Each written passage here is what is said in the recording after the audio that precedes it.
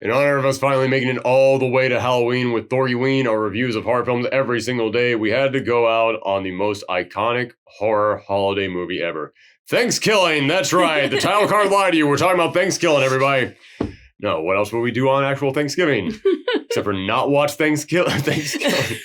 Oh my gosh, that's one we'll have to get to eventually. Hey, we're talking about Halloween. Yes. You all know that, and this is it. We've made it. We made it to Halloween. 31 days of horror movie reviews in a row. We freaking did it. So, this is the first year that we've actually done this. It figures that for Halloween, we should actually talk about Halloween. Mm-hmm.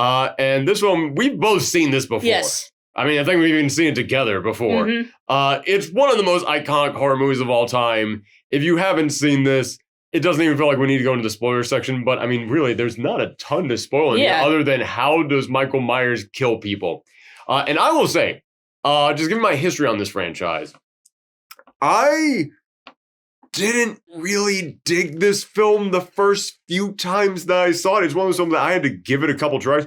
And the reason why, it's not that it was bad or anything. It's just, I have said this many times before. When it comes to horror, I'm not the biggest slasher guy. I prefer like the paranormal stuff. And Michael Myers is the most slasher villain to ever slasher. Like Jason Voorhees is at least like a zombie, and Freddy Krueger's got supernatural powers. Pinhead is just complete demon creature. Michael Myers is just a dude. He's just a guy. But the more time has gone on, the more I have begun to really appreciate the simplicity of Michael Myers because he's also the most simple horror movie slasher. And what I mean by that is that, okay, we know Jason Voorhees' motivation. His mom died, and now he is out for revenge against everyone. The camp counselors didn't pay attention to him when he was drowning, so now he wants revenge on them. Freddy Krueger, we know that he's evil, but also like we've gone into his backstory and all this stuff. Michael Myers was just a little kid who just stabbed his sister, and then he went off to a mental asylum, and then 15 years later, he just returns, and the way that they hype up the legend of Michael Myers in here is handled so insanely well. And I would say that the MVP of this film is not Michael Myers, it's not even Laurie Strode. It's Dr. Loomis, because Dr. Loomis is the greatest hype man for any horror movie villain ever. Because, yeah, Michael Myers, when you just watch the film itself, like, if you watch this film and you just took out the Loomis stuff, it's just the story of a slasher just going around stabbing people. But then you keep getting Loomis talking about what it was like to be his psychiatrist for 15 years. And everything that he says makes you, the audience, go, oh, this thing is a demon. This is not a real person. This is just pure, absolute evil. Loomis knows how to make you believe that. Like every single line that he has about Michael, he had the blackest eyes, the devil's eyes. I've seen him just staring at the wall, just staring beyond the wall, at tonight, through time, at this one moment that he would get to come back. It's like, oh my God, just hyping the hell out of this guy. Yeah, he makes, everybody talks about how Loomis is just insane in this franchise. He's a madman. People have made the joke that he is the worst therapist of all time because he's just going around constantly trying to get his own patient killed. But there's that great line in here in which he says, I met him 15 years ago. I spent 8 years trying to get a look inside his head and trying to help him. And then I spent 7 years making sure that he would be locked up and never allowed to escape again. Yeah, just the idea that Michael is so evil that he drove this psychiatrist insane. Like, he is beyond help. Yeah, exactly. It's the idea that he doesn't even feel human. Right. Yeah, he just feels like a thing that wants to murder. And that's it. And when you think about it like that, there's so many little bits in here that do kind of make Michael feel almost supernatural. Like, we're not even getting into the plot stuff in here because you guys know Halloween. Like, he's been locked up since he was 6 years old, which, by the way, just talking about that opening sequence of the killer's POV, the mask comes on, goes up there, stabs someone, then he comes outside, And then his parents come up and they rip the mask off. And then we see it's not the POV. We now see that it was this 6-year-old boy. We all know that. We all know who Michael Myers is. We all know about that opening scene. We all know how that plays out. Imagine not knowing that. Mm-hmm. This was like with Night of the Living Dead, in which we were talking about how it's like nobody knew what zombies were. Nobody knew the rules back then. Imagine being exposed to this for the very first time. Imagine not knowing about Michael Myers and not knowing what you're about to witness. And then you see this opening kill, and then you get the reveal that was a 6-year-old boy. Mm-hmm. That is insane. Mm-hmm. That is the kind of thing that audiences' jaws would have been dropped. And speaking of those audiences, let's talk about the production quality of this. We were watching Joe Bob Briggs talk about this movie, and he brought up something very important, which is that, yeah, there were a bunch of slasher films out there before Halloween.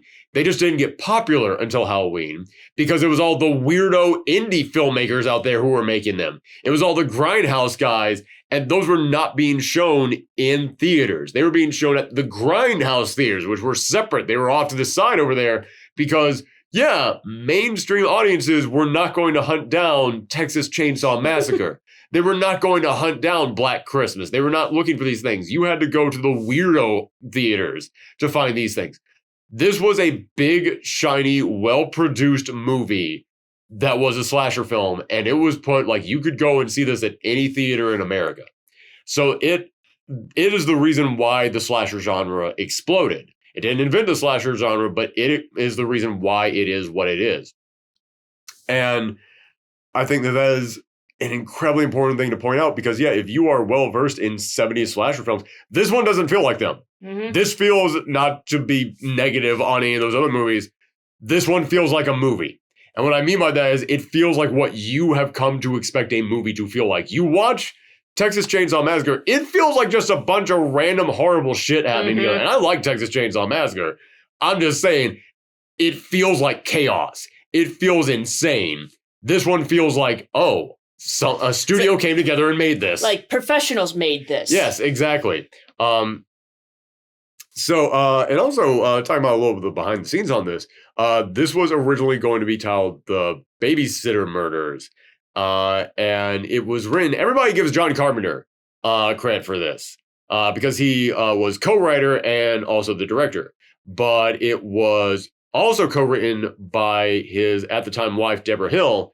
And she put in a lot of her own personal experience in this because she used to be a babysitter. That makes a lot of sense. And you watch this and you watch like Laurie Strode in here and all of her friends. They feel so real. They do. They feel way more real than so many other horror protagonists at this time. Because so many horror protagonists at this time were just there to be murdered. Like, again, going back to Texas Chainsaw Massacre, did you really get I like that film. I gotta point out, I do like that film.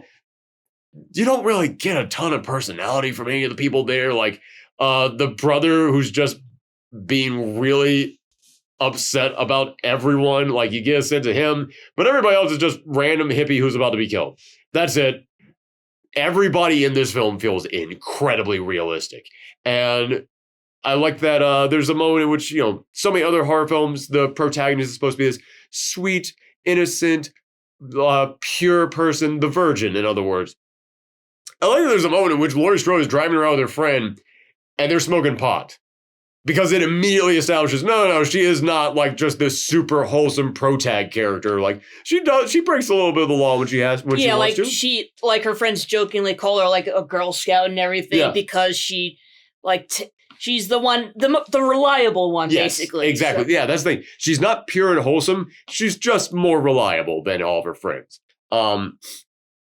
Sorry, my allergies are going insane, everybody. But I do like that, yeah, even in terms of being like the innocent final girl, she still feels very real. She feels like a normal individual. The way that she talks to her friends feels very normal. I think that is one of the things that is like the defining feature of this film.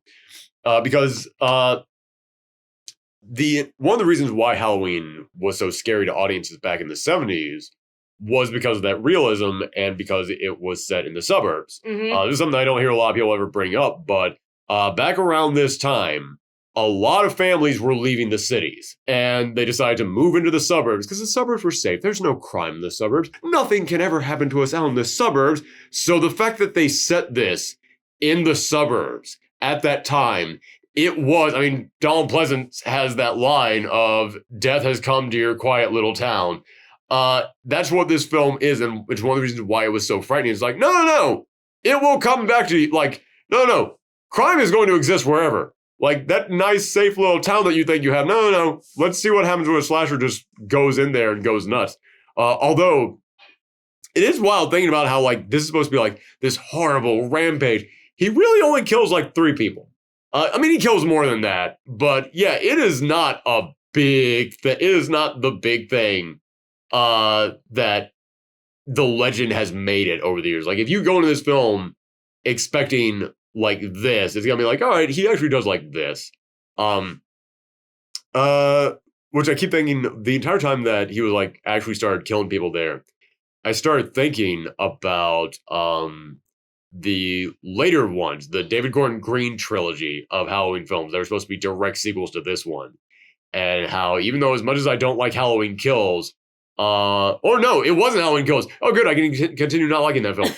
In the first Halloween, the Halloween 2018, there is that long montage of him just going from house to house. And it's like, okay, yeah, like that feels like the tone of what they try to do in this one, but I kind of like it a little bit more in that one. So what the hell was I saying? I've been jumping all over the place on this.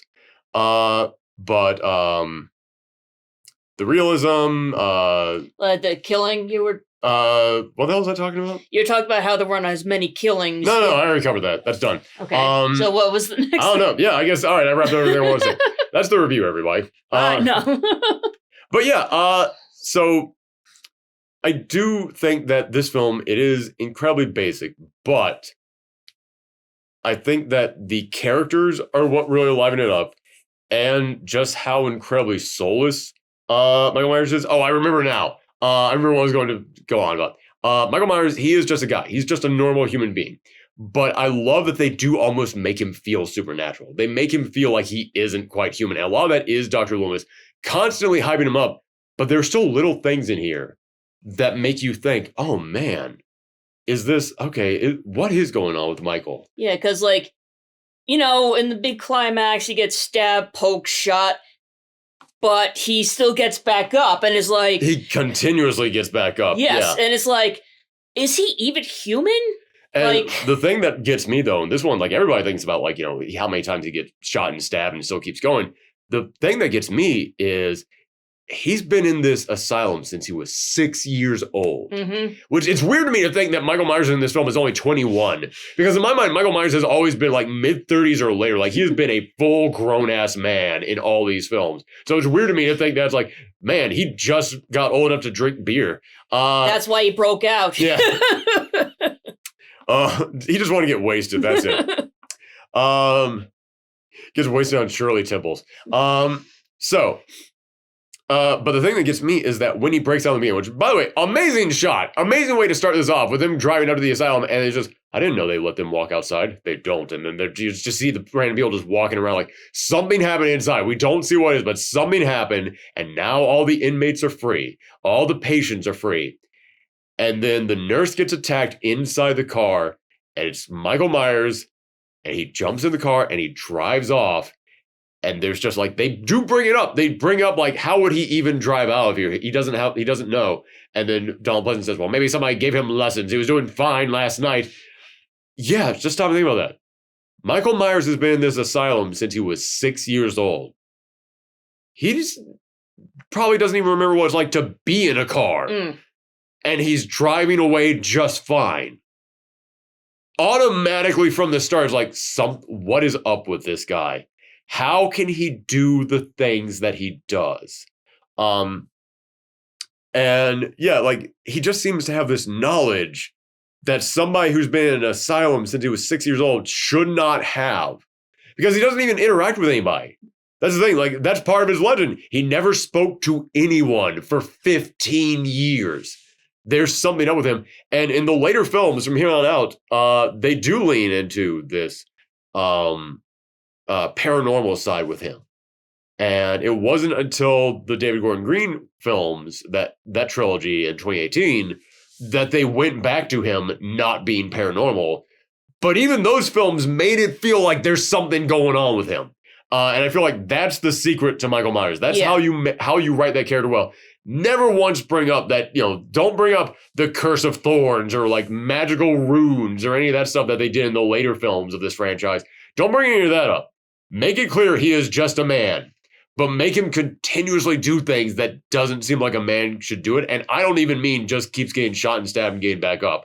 I mean, like, just make it seem like he somehow is smarter than he should be. He knows how things work that he should not. He can just appear in places that he shouldn't be. Like, make him feel like he's paranormal, but there's still possibly an explanation. And I think that is part of the magic of why this film handles him so well. There's nothing scarier than the unknown. Yes. I've been talking for a while. Anything that you want to say about this? I can't really say anything, like you said, but it's a classic, so... Well, yeah, but okay, when did you first see it?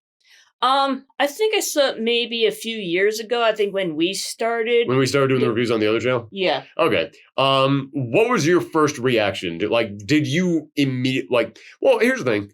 Do you even find this film scary? I guess the idea, yeah, but like not really. Because I've said before myself, slashers don't do it for me. I have never been really afraid of a slasher film. But watching it this time, not even this time, but over the years, watching this film a few times, I've come to appreciate those characters. And also, like, the legend of Michael Myers that they built up in here, I think is one of the biggest appeals of it.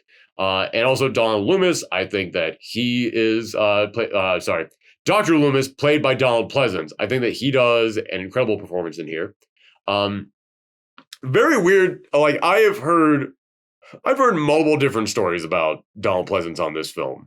I've heard stories where he was like drunk the entire time and just didn't want to be there. I've heard stories where he's the reason why Michael Myers is so good because he kept telling them cut out all the backstory on Michael Myers. Michael Myers should not. Every single time that they add story to Michael Myers in the later films, it definitely takes away from him. It definitely makes him worse. That was a smart call. But apparently, like, there was a deleted scene where Donald Pleasence, Dr. Loomis was supposed to call his wife, and Donald Pleasence was like, no, Dr. Loomis should be so focused on Michael Myers that he should have no life outside of him, and we should never know anything about his life outside of him. So we don't know anything about Michael or Dr. Loomis. Yes, they really are like the two opposing forces in horror. Like, you definitely get that sense of, like, they're just locked in this eternal struggle. And I've always enjoyed that. And when Donald Pleasence eventually passed away, it did take something a little bit away from the later films. Granted, they were all terrible after that. Because that's when you get into, like, the Buster Rhymes, which I've never even seen that one, in all honesty. And yeah, like I said, I do like the 2018 Halloween film. But yeah, without Loomis, it definitely feels like a key part of this franchise is gone. I feel like he is as big a star of this. Because Laurie Strode left, Jamie Lee Curtis left after the second film, and she didn't even want to do the second film. She was like in a hospital bed for that entire movie, like asleep for half of it. But they kept Loomis around because they realized, like, no, him and Michael, their dichotomy is really what makes this film work. I will say, as far as the other residents in the town, Laurie's friend's father is the chief of police. And I dig that they clearly are trying to make him seem incompetent, but not overly incompetent. Like, he seems like just good-willed, goofy dad. Like, they pull up to him in the car as they've been smoking pot and like, quick, hide that. And they roll the window down, and all I can think is, you are a cop. You should know what pot smells like. Even if they are hiding the joint, you can smell that. And he's just not phased at all. Like, he doesn't even seem to mind. Like, yeah, it's small things like that definitely make it seem like he's a little bit incompetent. And I kind of like that. I kind of like how they did that. Also, like, he's investigating a hardware store that got robbed. And probably just a bunch of kids. They just stole some masks and some rope and some knives. I was like, I'm sorry, go back to that last one. Like, no, that's not, okay. They stole some masks. All right, fine. Stole some rope. All right, a little bit suspicious. Knives, you should be taking this more seriously. So he just seems like, again, it's got that feeling of, I talked about people's mentality with the suburbs back then. because I wanted to capture like how shocking this film would have been. But he captures that. He captures like, yeah, some knives got stolen from the hardware store. I'm sure it means nothing. Like that's kind of like the attitude of the suburbs back in the 70s. Nothing bad ever happens here. It's like, this feels like the perfect, not only the perfect place, but also the perfect time for Michael Myers to strike because it's Halloween. Yeah. So you expect people to like pull pranks and everything. So when, Laurie comes screaming out of the house, ringing her neighbor's doorbell, he's like, get out of here, you stupid kids. Yeah, it definitely, that plays into it as well. It's one of those things that they got so lucky calling this Halloween because originally the title was going to be The Babysitter Murders. And all I can think is you're not making a franchise out of that. You could make a franchise out of it, but like 2 or 3 more installments. Like you need a name that's just vague enough that it can fit like any setting, and you can continue to do interesting stuff with it. Because Friday the 13th, like that's vague enough. Nightmare on Elm Street. Okay, get a little bit more specific, but still like fairly vague. Every town has an Elm Street. That's the secret to making a horror movie title. You need to make sure that it's just vague enough that you can continue to pump these things out. Honestly, like, The Babysitter Murder sounds more like a schlock film. A little bit. There was Babysitter Massacre, those films. But yeah, the entire reason why they were going to call that is because there was that urban legend of the babysitter alone with the kid at night. They keep getting like obscene calls. They call the cops. They track the call. And then they go, we've traced the call. It's coming from inside the house. That was the big urban legend that they wanted to base this entire thing around. So that's why it's called The Babysitter Murders. Anything else we really want to say about this? I don't want our final review of the Thorgiween this year to be so short, but like, man, it's Halloween. Also, we've done so many reviews, and some of them went on for way too long. This shirt is starting to smell. This thing needs to get in the wash. But I will say, there are some complaints that people have with Laurie Strode herself. Like I said, I like Laurie Strode because she feels so real. And also, when Michael actually starts attacking, she sounds terrified, but she is still looking out for the kids. It's one of the reasons why I think that character is so good. I love how much she is constantly focusing on trying to protect the kids. And she's smart about it, too. She's not putting the kids in danger at any moment. I really do think that entire interaction is written incredibly well. But people hate how much she throws the knife down. Because she picks it up and then she throws it down twice, and that has become a running gag of she stabs Michael with the knitting needles and he goes down, and then she picks up the knife and goes, and throws it down. Then Michael gets back up and he has the knife and he goes attacking, and then she gets the knife out of his hand because she stabs him in the eye with the the needle. It's not a needle. It's the hanger, the wire hanger. She undoes it. All right. So yeah, the knitting needle. It went through the side of his. Yeah, the knitting needle went into his neck, and then this went into his eye, and then he drops the knife, and then she stabs him with the knife, and then she gets back up. And I want to say, John Carpenter knew how to frame the shot so that you were constantly looking where Michael was going to appear. He knew exactly how to set that up. But then after she stabs him again, she throws the knife down again. And yeah, people have made the jokes about that. I don't find it to be that big of a problem because he feels dead. Like, you don't think he's supernatural in any way. You think this is just like a regular guy who's gone crazy. So you think, oh, if I stab him a few times, he's gonna be dead because that's what happens when you do that to a regular person. Yeah. But this entire final sequence with her, I don't have that problem with her like dropping the knife. I think it's totally fine. And I do like I said, the main reason why I like Laurie Strode so much is because of how responsible she is and how like even in this crisis moment, she's thinking about how to protect the kids, and she's not dumb about it. Like she actually is smart about how to protect the kids. But not smart in like I'm going to invent something out of nowhere. Like no. She's like, you can take him there. I'm going to go into the closet and like he'll follow me. Like, yes, that is a very responsible like horror movie hero kind of thing to do. I think it's great. I will say again, talking about the other murders in here, I can't remember his name, but there were like 5 different people who played Michael Myers in here because they were all just put on the mask.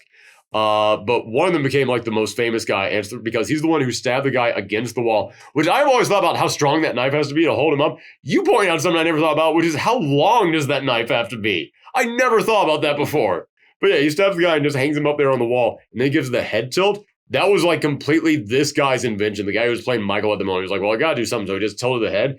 I love that that has become the thing that Michael Myers does.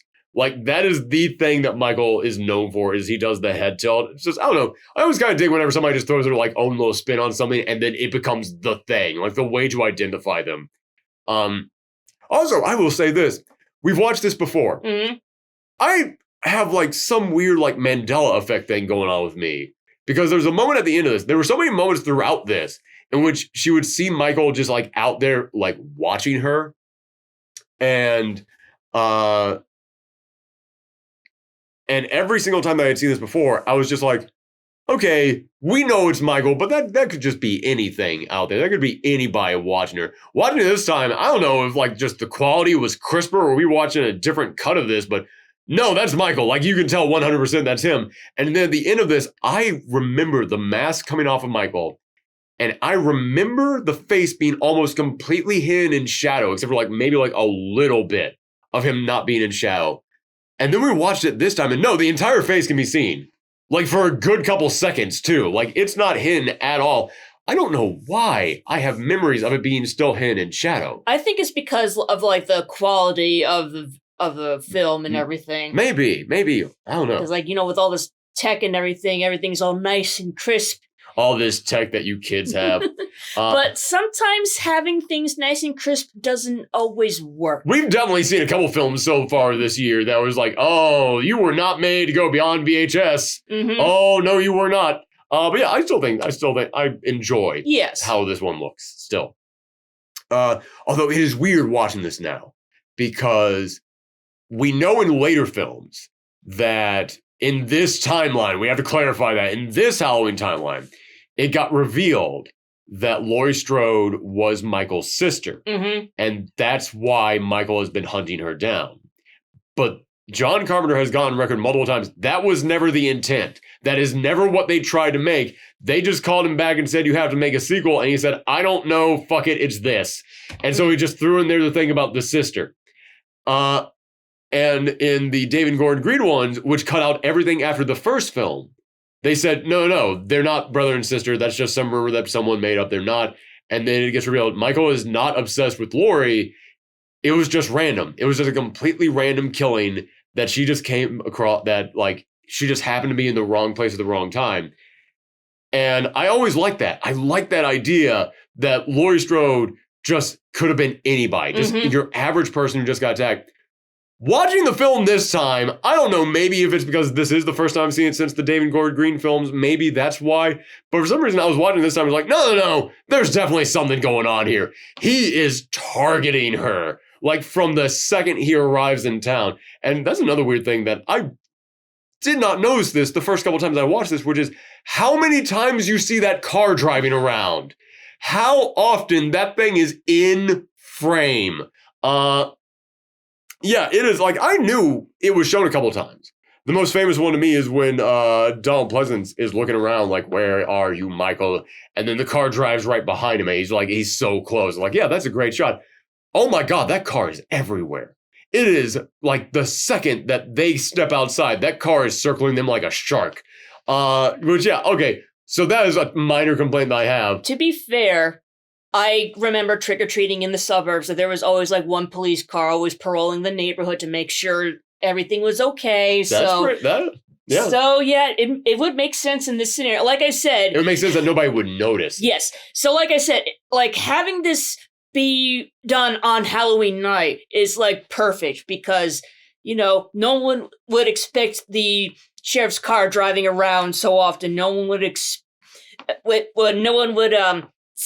think twice about it, basically, and no one think twice about like kids running out and screaming and everything. Exactly, yeah. So yeah, I understand. Like I said, it's a really nice little element that they put in there. But I will just say, I do think that we see it like it's not a matter of like does it make sense within the story. It's a matter of like, okay, how many times have you shown me this in the actual movie? It's getting kind of old. Like I think they show the car a few too many times. I feel like, but that's like a minor nitpick in here. Yeah. Anything else I want to say?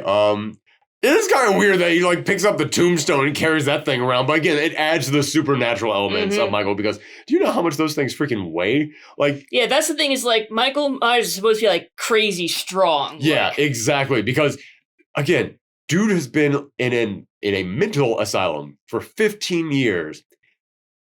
Was he doing sit-ups whenever everybody isn't looking? Like, he doesn't have a gym in that place. But he is just so ungodly strong. And yeah, it just adds to this mystery. Like he just uses another inmate as just dumbbells, like... Except that then you think about the fact that he was like, he would have been like a teenager when doing that. Like him just bench pressing grown-ass men. A really big growth spurt there. Yeah. What are they feeding you in this place? But again, like the more that I think about, the cooler that makes the character of Michael Myers is that it's like, there is no reason you should have the knowledge you have. There is no reason you should be as strong as you are. There's no reason, even according to the laws of physics, that you should be able to survive being shot 6 times. And yet you can do all that. And there's no explanation other than Donald Pleasance saying he's pure evil. And when you see what he does, yeah, this is the perfect way to hype him up. This is why this character has stuck around for so long. I also like to hear a doctor, like someone who's very professional, like knows everything, just flat out say, yeah, that's pure evil. That's just really disturbing. It's great. Like we said in the beginning, one of the reasons why Michael Myers is so good is Dr. Loomis, because everybody makes the joke that Loomis is the worst therapist in the world, but that is what makes Michael Myers so creepy. It's that he can make a guy who decide, I'm going to dedicate my entire life to saving these folks, just go, nope, not this guy. Yeah, like that line, everybody loves the blackest eyes, the devil's eyes. And it's a good line. It is a great line. But my favorite line is I spent 8 years trying to cure him and then 7 years making sure he could never get out. Because it implies he did try. He tried for almost a decade and it broke him. Yeah, I think that Loomis is... Like, no offense to Laurie Strode. Laurie Strode, we have talked about how great of a character she is, but Laurie Strode could be in any other horror film. Dr. Loomis and Michael Myers have to be in the film together. Like, they make each other such better characters. But yeah, and I love how this thing ends. But it is very odd. It's kind of like with the sister thing. This thing ends, Loomis shows up, shoots him 6 times. And it's so weird, again, thinking about the fact that Loomis and Laurie have not interacted throughout this entire film. Laurie just sees this random man appear out of nowhere and just, pop 6 bullets in this guy. But Loomis shoots him 6 times. He falls out of the 2nd floor of this building. And then Loomis goes over, he looks down, and he's gone. And then the music starts playing, which we haven't even talked about the music. Yep. That's also iconic. Yeah, you got to talk, again, we're talking about the reasons why this franchise succeeded, why it stuck around, why it is so memorable. That music has done so much heavy lifting. It is arguably the best horror movie music of all time. And I always thought there was a little bit of the tubular bells from The Exorcist in there. And I believe we were watching Joe Bob Briggs talk about this, and he claims that John Carpenter has even admitted, like, no, I got a little bit inspired by that. It's like, okay, great. But in all honesty, I think the tubular bells from Exorcist is the 2nd best horror theme of all time. So I was like, yeah, it makes sense. They're neck and neck on this. Yeah, I love that ending, but as I was saying, it feels so weird watching this film now from the future, knowing where this franchise went, and watching this and thinking that John Carpenter never planned anything else after this. He wanted this to be a one and done. And you're thinking about how much Michael is stalking Laurie Strode for no reason. And then thinking about the fact he's like, no, there was never going to be a reason. He just picked her out of the bunch. He just went like, you're my target. That's it. I'm going to hunt you down. Which again, that is the point of Michael Myers. I get that. He's random. He is pure evil. There is no explaining it. But it definitely still has that feeling of like, no, it feels like there's an explanation here. And then that ending so has the vibe of sequel bait. It 100% has the vibe of sequel bait. And listen, I get it. I get that feeling of, hey man, not everything needs a sequel. Sometimes if this is a horror movie, you can just end it on that note of the evil is always out there and you're never safe. Especially, like I said, with that idea of this is a film that's trying to make the suburbs not feel safe. That idea that no, you don't catch the one bad thing out there. It's always there in your backyard and you can just never see it. Like, yeah, I get the appeal of an ending like that. But man, it feels like sequel bait. It really does. And knowing that there's been, 13 other Halloween films is like, yeah, it feels sequel baity as hell. And it's just so weird watching that now and just thinking like, oh, it wasn't meant to be. That's literally just how we wanted to end the film. But yeah, I think it works both as sequel bait and both as that message of like, no, the evil's always out there. It never goes away. Mm-hmm.